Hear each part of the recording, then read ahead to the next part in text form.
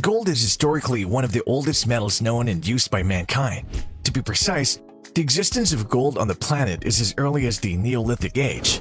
Golds were initially collected by humans from riverbeds, whereas the original mining of gold can be traced back to 3500 BC. To add on, in 3500 BC, the early Egyptians used to mine gold to make exquisite jewelry, religious artifacts, goblets, and other utensils. Hence, the Egyptians first understood the existence and value of gold, and now the entire humankind is following in their footsteps regarding the usage of gold. If you follow the line, you can come across very interesting facts about this shiny metal that has been killed over, been loved, been hated, and even died for. But have you ever wondered how it's made? Hey guys, welcome to another exciting video from our channel, How Is It Made? Before jumping into the video, if you're new here, please consider subscribing to our channel. Also hit the bell icon to get a notification whenever we upload a new video. That said, let's begin. Whereas gold's worth in the current generation is growing day by day, as the metal is considered to be scarce in nature.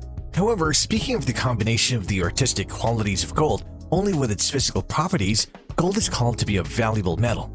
Throughout history, gold has often remained the cause of battle and exploitation.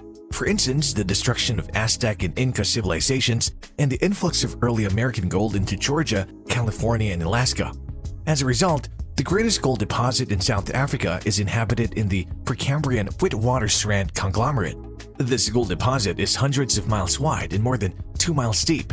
However, it's estimated that 2/3 of the gold mine comes from South Africa. Moreover, other major gold-producing countries are Australia, the former Soviet Union, and the United States. Almost 65% of processed gold is used in the fashion industry, mainly for making jewelry. In addition to jewelry, gold is also used in the electrical, electronic, and ceramic industries. This industrial pertinence has developed in recent years and is now calculated to account for 25% of the gold market. To be precise, the outstanding percentage of the mined gold is utilized to make a ruby-colored glass called violet cassius.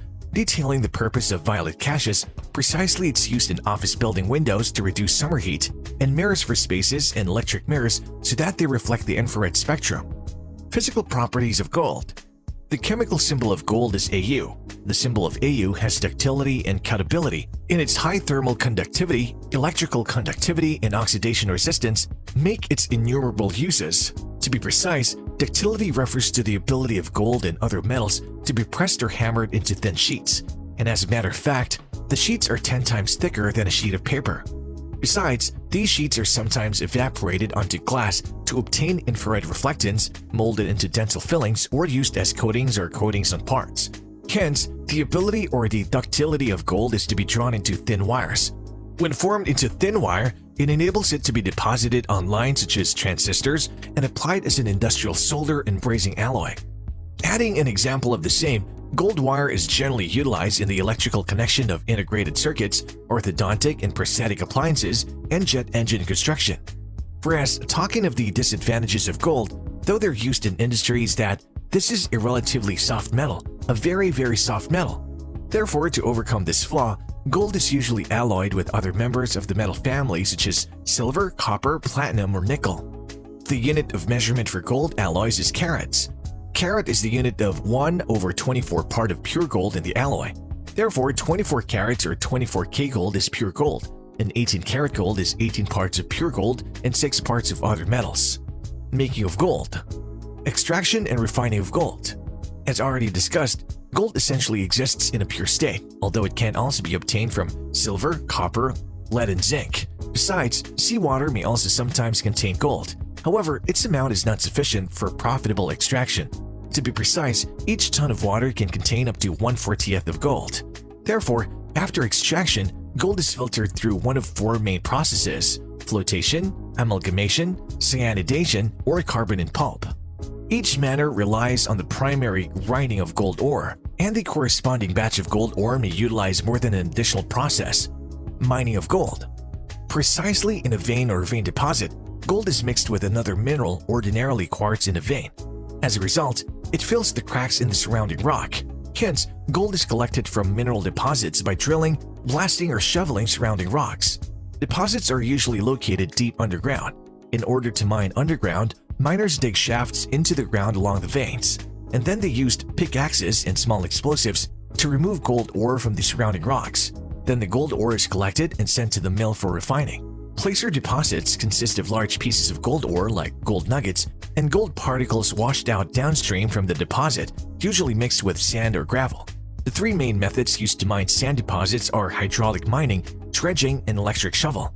All the mining methods of placer deposits use gravity as the basic separation force. In the first method, a machine called a hydraulic giant uses high-pressure water to knock the gold ore off the embankment containing the ore. The gold ore is then flushed into a sluice or trough with grooves to capture the gold. Dredging and electric shovels involve the same technology but use buckets or shovels of different sizes. In dredging, buckets on the conveyor line scoop sand, gravel, and gold ore from the bottom of the stream. In the electric shovel, the huge machine is like a shovel, digging a lot of gold-bearing sand and gravel from the riverbed. Hydraulic mining and dredging are illegal in many countries because they're environmentally destructive to land and rivers. Grinding of gold. After the gold ore is mined, it's usually cleaned and filtered in the mine as a preliminary refining technique. It is then transported to the factory, where it's first mixed with water and ground into smaller pieces. The resulting blend is next ground in a ball mill, which is nothing but a rotating cylindrical vessel that utilizes steel balls to grind the ore. Separation of gold from ore. The use is one of several methods to separate the gold from the ore. Flotation involves the use of certain chemicals to separate gold and pour the ground ore into the solution. Flotation, cyanidation, and carbon slurry are three processes used to extract gold. Moreover, they can be utilized alone or in blending with each other. To be precise, flotation, cyanidation, and carbon slurry are three processes used to extract gold. Contains a mixture of foaming agents just to make the water foam, collectors, which is used to bind to gold to form an oil film that sticks to the bubbles, and organic chemicals. They're used to prevent other contaminants from also binding together to the bubbles. Next, the solution is aerated bubbles, and blown the gold is attached to the bubbles. The bubbles float to the top and the gold is skimmed away. Cyanation also involves the use of chemicals to separate gold from its contaminants. In this process, the ground ore is placed in a tank containing a weak cyanide solution. Following, zinc is added to the tank, which produces a chemical reaction which helps in the separation of gold from its core. The separate gold is then again distributed from the cyanide solution in a filter press. A similar method is an amalgamation, which uses the same process for different chemicals. First, the solution transports the ground ore into a plate covered with mercury. For a fact, the chemical element mercury attracts gold, producing an alloy called amalgam. Later, the amalgam is then heated to vaporize the mercury as gas and leave the gold behind. Later, the mercury is collected and recycled, reused in the same process. The carbon slurry method also uses cyanide, but uses carbon instead of zinc to precipitate gold. The primary step is to combine the ground ore with water to produce a pulp. Next, cyanide is added to dissolve the gold, and then carbon is added to combine with the gold. After removing the carbon particles from the pulp, they are placed in a hot caustic carbon solution to separate the gold from the carbon. If the gold is not pure enough, it can be smelted. Smelting includes heating gold with chemical substances called flux, and then the flux bonds with the contaminants and floats on top of the melted gold. The gold is then cooled and allowed to harden in molds, and the flux contaminant mixture is hauled away as solid waste. The future. Because gold is a limited resource, its long-term future is limited. However, in the short term, it'll continue to be widely used in jewelry and industrial applications, especially in the electronics field. In the past few years, several companies have focused on extracting gold from sulfide ore rather than oxide ore. Previous technologies have made this extraction difficult and expensive, but a new technology called bioleaching has made extraction more feasible.